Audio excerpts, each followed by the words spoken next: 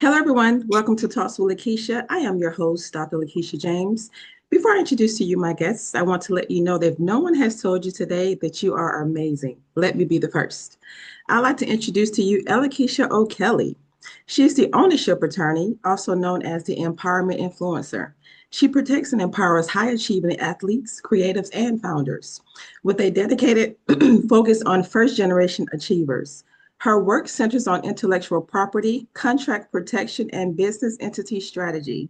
Ladies and gentlemen, please welcome Ellakisha O'Kelly. Hey, Ellakisha, how are you doing? I'm awesome. I am amazingly blessed. I love it. Thank you so much for saying yes. I know you have a busy schedule and you have so many things going on. So thank you again for saying yes.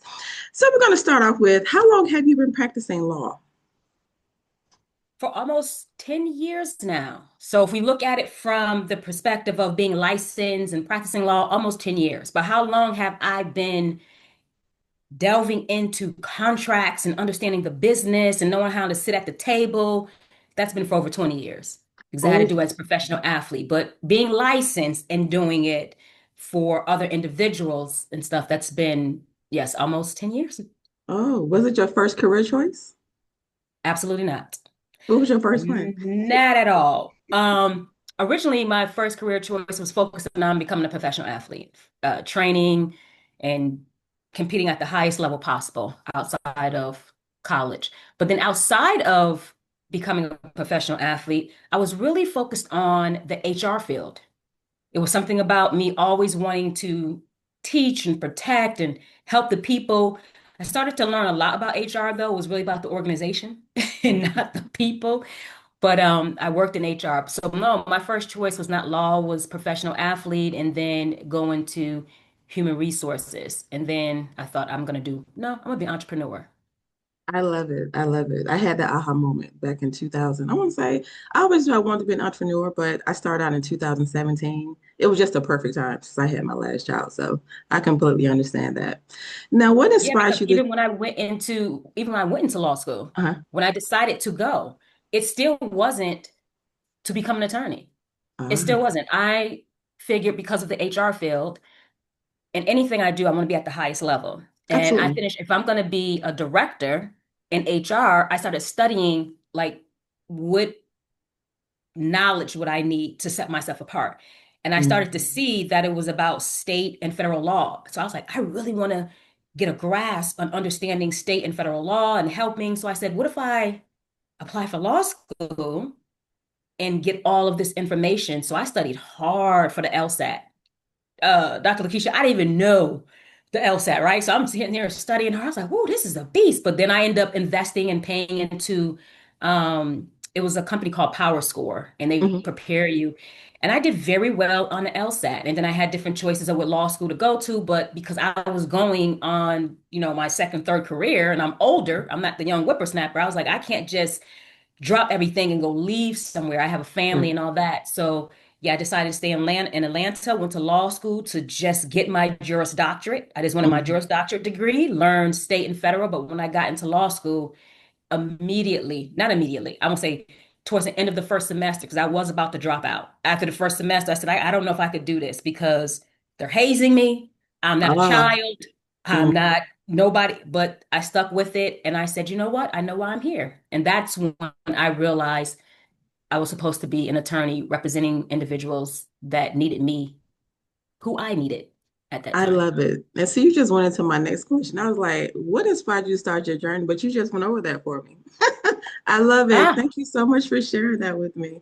Now, I know myself and everyone that's watching, how did you become known as the ownership attorney? And then I see his trademark too.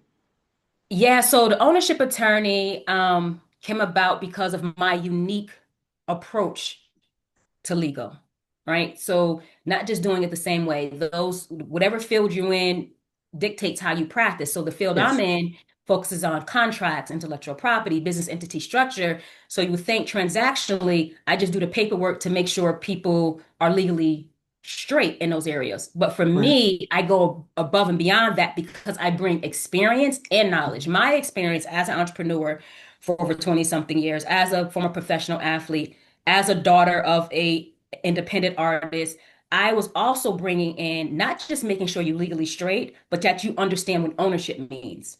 I And so love it. everything that I would do and engage with my clients, I was always educating them on how to make this paperwork, not just be paperwork, but Right. paperwork for you to gain ownership, whatever ownership meant to them. Hmm. And so I that's where love ownership it. attorney come from. I love it. I love it. I've never heard that before, but I love it. I love it. So you do use the elite track athlete. And again, for everyone who's watching, what is considered as an elite track athlete? Because for me, myself, I had never heard that phrase Oh, before. I really? have not. Yes.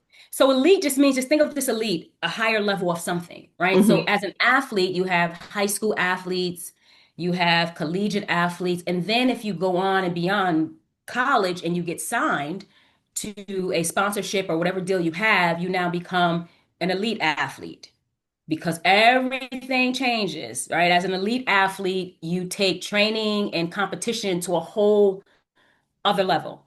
It's not just about fun anymore, it's about Hmm. finances. You become a true participant in the business of the sport, not just competing in it. You are now a CEO in it. So now you're on the elite level as a professional athlete. I love that. Okay. Okay. Now, who labeled you as the empowerment influencer? Was it yourself or someone else labeled you as that? The people, I The grabbed people. it. I grabbed I love hold it. of it and made sure I federally protected it, registered it. But the people, every time, it didn't matter if it was people I directly represented or people who's just learning from me on social media. I'm always getting comments where people say, "Oh, you empowered me, or you Mhm. influenced me to think differently, think this way or Mhm. that way, whatever it is." So between the two, empowered and I influence you, I was like, you know what? I'm going to grab this name and I'm going to federally register it because I'm the empowerment influencer. I influence through empowerment I love that. I love that. Now, your focus is dedicated to first generation achievers. Why is that? because I'm one. You're one. Everything, I am one. I'm first gen everything. First gen to get a high school diploma, first Okay. gen to get a college degree, bachelor's degree, first gen, get obviously, law school. So first gen, that's me. And I know that life, I know that experience, I know everything that it took, right? We have to not just pave a way, we have to imagine a way because Yes. you're first gen. Like we are the blueprint. And I focused on putting all the people, all the pieces around me to get to where I needed to go. And so for me, I focus on first gen because I know I needed a me. Hmm. And that has have a special place in my heart. And that's the thing when we can well, when we go through something ourselves, we can relate and help the next person get to where they need to be. That's powerful. Yes, So much powerful. we could do one or two with it. I've seen people who've been through stuff and they think they have risen above it and they don't want it. They want to disconnect from it, right? You all of a Yes. sudden forget where you came from, if you will. Then Yes. you have those of us who understand it. And if you utilize it, that is your like superpower to other people, Hmm. because you can utilize that with any knowledge you have, and it sets you apart because we critically think differently. You don't think by one set of things, you think by, oh, these are the tools and resources I have, but from my experiences, I think forget out of the box, I'm not even in a box. And so, Yes. yeah, That goes to show like I don't need any permission. Not at all. I'm none. unapologetic. And that's where I tell people that's why Mhm. for me, I don't feel imposter syndrome because I'm not imposter. I'm not a fake of. Like, I Mhm. don't need permission. I am it. So That's there's no it. imposter sitting here. I love it. Very powerful. Very powerful. Your journey inspires others to turn adversity into opportunity. What was a turning point in your life that changed you? Turning point in my life. I would have to say it wasn't a turning point in my life. My life was my turning point. I love So that. just looking at my life, again, first gen, Hmm. middle child, raised by a single mother, everything that these eyes seen, I had to turn adversity into strategy. So Hmm. my life is constantly, even to this day, my turning point. It shows me all the twists and turns I need to navigate to bring me to exactly to the point I'm supposed to be at. I love it. I love it. Now, would you change anything? Or would you go down the same path I wouldn't if you change had a choice? anything overall in my life, but if I look back at sports, and I've said this Mhm. before, because I always said, man, everything happened the way it's supposed to happen. But if I was to just do something different in sports, I focused on, so I ran 100 hurdles and the 400 hurdles in college. I Mhm. made history by being the first female to win the 100 hurdles and 400 hurdles in the SEC championship. I did great things. Everyone always told me, do the 400 hurdles. It is natural for you. Like you can literally change history doing the 400 hurdles, continually change history. For me, I was like, oh, I want the 100 hurdles. I'm going to do this. So I did great things in 100 hurdles. I broke records. I done stuff, but it took a lot of work for me to do it. What was natural to me I didn't want to do. And now looking at it, Mhm. we're now 400 hurdlers like City McLaughlin, different people are breaking barriers, doing amazing things. I was like, you know what? You had that chance to do that. Mhm. And you turned away from that and went to what you thought was popular and Mhm. put struggle on yourself. So if I was to change anything, I would go back and do the 400 hurdles as a pro instead of the 100 hurdles. I love that. I love that. Why do you go beyond the traditional legal representation when representing your clients? Yeah, so it's kind of similar to what I was mentioning before because I am who I needed. I know the experience, but tradition is about enslavement, right? Tradition is about, on whatever capacity, enslavement of the mind, enslavement through your environment, enslavement through social conditioning. That is what tradition is. Mm-hmm. So I have to go beyond tradition if I'm focusing on breaking free. And so for me, I have to go beyond tradition because everything that I do for myself and for others is for us to be free. So I need to go beyond tradition if I don't want to, for myself or others, be enslaved. I love it. It's like setting like a different direction. Because we're like you said, we grow up a certain way and then we get older. It's like we remember how we grew up, not wanting to change. And that always goes Yeah. back to tradition. It's an Like being the imprint. first one to, yeah, being the first one to do something different. Yeah. I Yeah. It's like just that. like you said, like we said, it's social, it's social conditioning. And Hmm. we just like we learn how to put on clothes, it's just a natural, it's just instinctual. We Yes. get up and do Hmm. things instinctually. If you've done something for years and years and years and years and years, and in my case right now, I'm 50. I know a lot of people don't think that, I didn't know that. You look If good, you've done girl. so, yeah, baby. If you've done something for 20, 30, 40, 50 years, just Yeah. think about business, right? We talk about business. Oh, 10,000 hours or this, you become an expert. But we got to transfer that type of mindset to life. If we do Yes. something repetitively for over 10,000 hours or how many years, it is instinctual. And so something has to spark to like kind of break us from that. And for some Hmm. people, that is a complete discomfort. Um, some people feel like I'm more comfortable being miserable than being uncomfortable breaking free. So it's just a condition. So I had Absolutely. to go out of tradition. I love it. And listen, I did the same thing. And it just feels so good just doing something different. And then you can look back like, I remember when, because we go through different phases in life before we become to who we are meant to be. And Yes. I'm a very firm believer in that. But your work in legal education and brand protection has been featured in Georgia Bar Magazine and Rolling Out Magazine. What other publications have you been featured in? Yes, so many. Of course, all the Voyage. I hit if Voyage don't leave me Me too. alone. No. Listen, they have I so many spinoffs. I said, if you do not, but this one, no, no, no, no, no, we done with you. But so many other magazines, but outside of magazines, just news outlets too, all over South Carolina as well, as you can imagine, collegiately, been on NBC and all that stuff as a professional athlete as well, and then just so many various podcasts, so many podcasts. So I always try to, where I can, of course, dealing with work Mhm. news stations and all that, but outside try to appear on, different things or lend my voice to different mediums to help. I agree. Yeah, your voice is very important. So many people need to hear from you, because there's so many people that's doing some of the same thing, but you're Yeah, just created to do what you're doing now, and they need to hear your voice.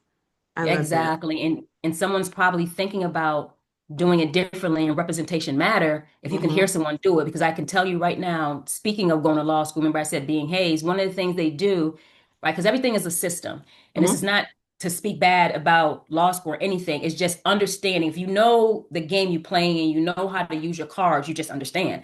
So just even in law school, everything's a system. So if you involve yourself in a system, you're being trained Yes. to perpetuate that system. And so in law school, it was about, this is how we think. I'm a part of this, fraternal order. This is they train you to think like a lawyer, speak like a lawyer, talk like a lawyer. Even to the point where you divorce your family, they tell you that law is your mistress or Oh, your wow. side man. Yeah, I mean, you're trained, right? In law school, family suffers and systemically you think this way. Because I remember a lot of times I was going up against a couple of professors I have. When I spoke about some of the things I was thinking about doing post law, and it was always a pushback like, yeah, no, you need to focus on that, doesn't get you the money. You're not a charity case. I just tell all these things to stay within the system. Mm-hmm. Even when I talked about doing transactional, I was really encouraged, don't do transactional, focus on litigation because I did compete in a lot of oral arguments and I won. I won a huge one here around Georgia. I competed against all the Georgia schools, UGA, Emory, and I won that. And everyone was like, "Your voice is powerful. You Mm-hmm. belong in the courtroom." And I did intern for Fulton County Juvenile Court. And for me, I wear my heart on my sleeve. Mm-hmm. Again, I have children, older ones, they're older, but my son and I would see young males and I was like, I couldn't separate the two. I will be in there flipping everything over. So I knew for me, I needed to be in transactional and I'm just as much needed here.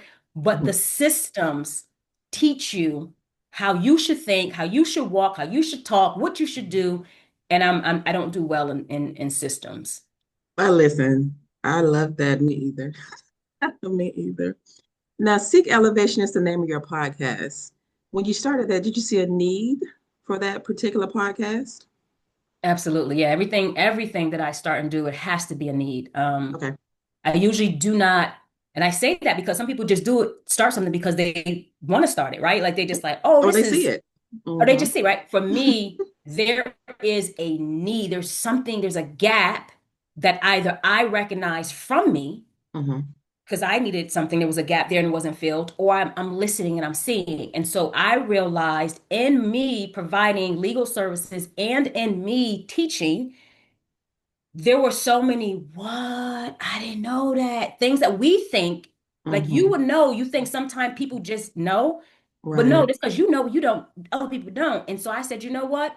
I can only sit with so many people in person. I can only show up and teach so many people, in classroom.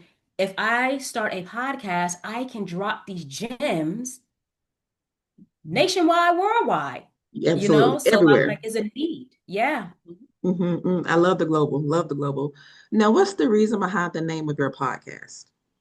So one is to spin off my name. So I Ellakisha. knew That's why I put yes, yes. So that's why I put elevation.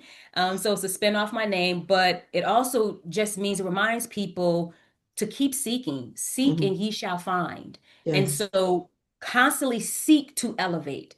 The reason why, to the point we just talked about earlier, we're conditioned, right? The, Hmm. the only way to break free, because we only know what we know. The only way Absolutely. to break free is to keep seeking. Then all of a Yes. sudden, you're going to find something you don't know. And that Yes. one little seed is going to open up something else for you to seek. And then you're going to keep unraveling. So it's a reminder to continue to seek and ye shall find. And that Ellakisha is the one that is helping all of us, even myself, continually through my research and conversations to elevate. I love it. I love it. Now, you are an author. How many books have you written? So right now I have one hard copy, The Street Code versus the Legal Code, two digital books, Contracts to Wealth, a trademark ebook just dropped, and I'm sharing with so many Congratulations. people. Yes, thank you. And then I have four more books. I'm finally, transcripts are going in. Four books are dropping this year. The four books are a spinoff. So off of the Code v Code, the Street Code versus the Legal Code covers trademarks, copyright, contracts, and right of publicity. It Mhm. talks about the what of those areas. And it gives like some overview of this is what happened in cases when people ignore this. It's showing how if you move the street way, this is what happened. And then I Mhm. give you some information on how to move the legal way. But what I decided to do is do a spinoff where I'm taking each of those four sections and giving it its own book. And now it's not just, what this is, it's the how. Like now Mhm. I dive deep into those areas to say, this is where you need to go. Like, for instance, with copyright, I'll let you know copyright.gov or different things or trademark or contract. So those four are dropping. That's a spinoff. So I love total it. books would be six I will have by the time this year. 6. What year did you write your first book? COVID, that's what inspired it. I kept telling we COVID was a sad time. It COVID was. when it hit, it was a confusing time. It was a lot of chaos. But I tell people sometime in chaos and confusion, there are treasures. And when Yes. it forced a lot of us to sit, that caused panic in some, and it Hmm. caused prosperity and preparation in others. And I was That's just when I say, wow, I finally get to sit. It wasn't I was constantly on the move, and there was so many things I wanted to do on my checklist, but I couldn't really get to it because I'm always like this. COVID allowed me to sit down. And when hmm I sat down, I was able to look at my checklist and say, I'm going in. And then, of course, because we were virtual, I was hearing more of what people were struggling in. There were hmm situations where we seen celebrated individuals because of COVID were struggling financially because they couldn't tour, which means they didn't Right. understand their contracts. They didn't understand this. So automatically, I was like, you know what? I need to go ahead and write this book. I love it. You found that need in a time where we're just like God forced us to just sit. And I think for Yes. me, it was just like a regroup and just to kind of give you a chance to do over.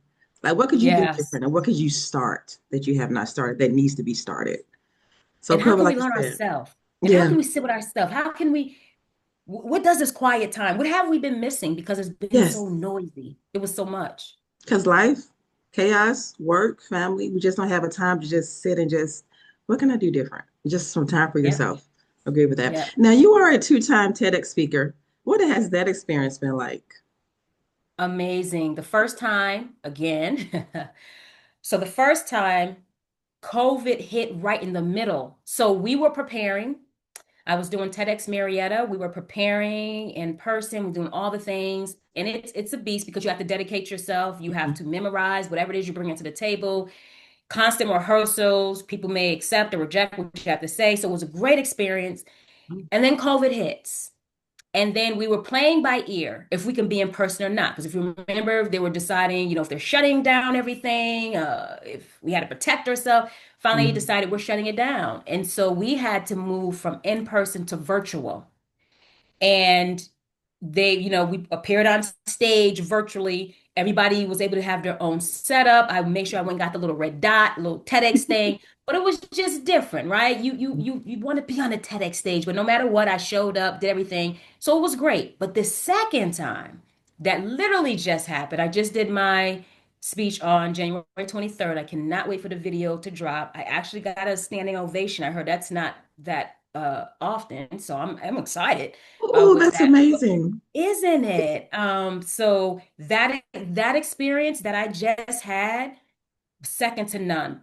The organizers from beginning to end just pampered us and treated us like we were special from just the small nuances. But it was a beast too because the expectation was high. We're treating you well, Mhm. expectations high. So we were pushed on our topics. We were pushed with memorizing them. All that we were really pushed. And I love that because I love the stage. That's where I light up.